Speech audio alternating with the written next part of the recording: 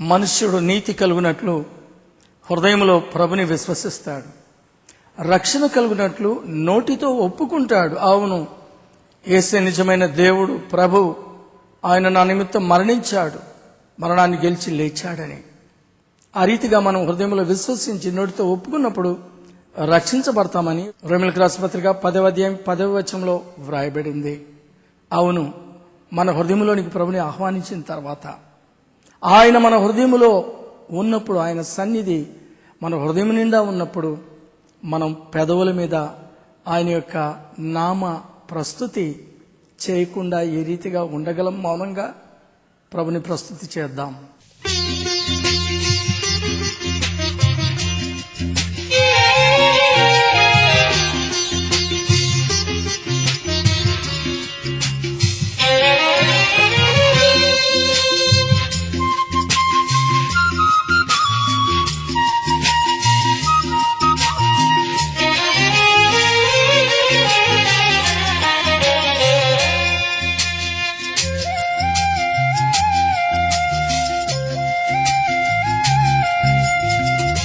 హృదయాల నీలే రారాజు యేసువా, అధరాలపై నీ పేరే కదలాడుచుండగా.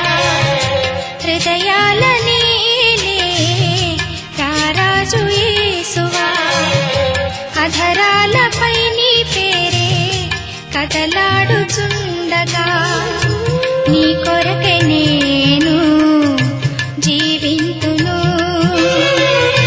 నా జీవితమంతా అర్పింతును.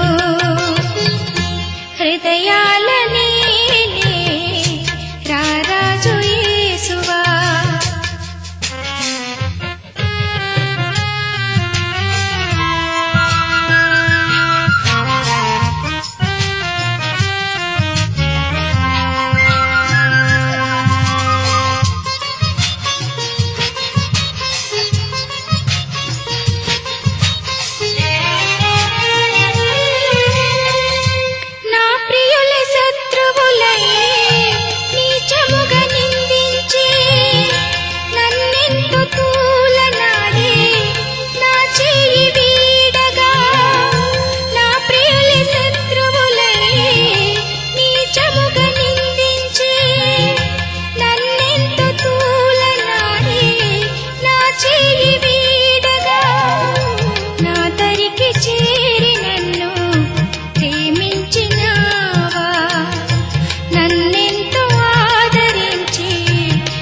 చూపినావా నా హృదయనాథుడా, నా యేసువా,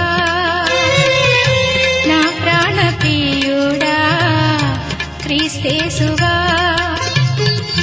హృదయాల నీలే రారాజు యేసువా, అధరాలపై నీ పేరే కదలాడుచుండగా.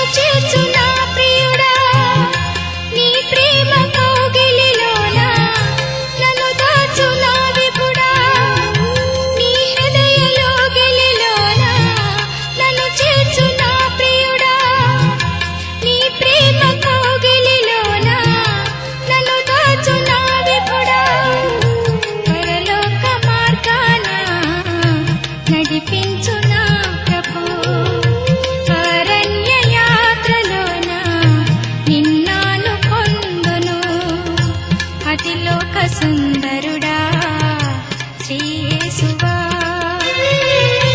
రాజాధిరాజా ఘన యేసువా. హృదయాల నీలే రారాజు యేసువా, అధరాలపై నీ పేరే కదలాడుచుండగా. నీ కొరకే నేను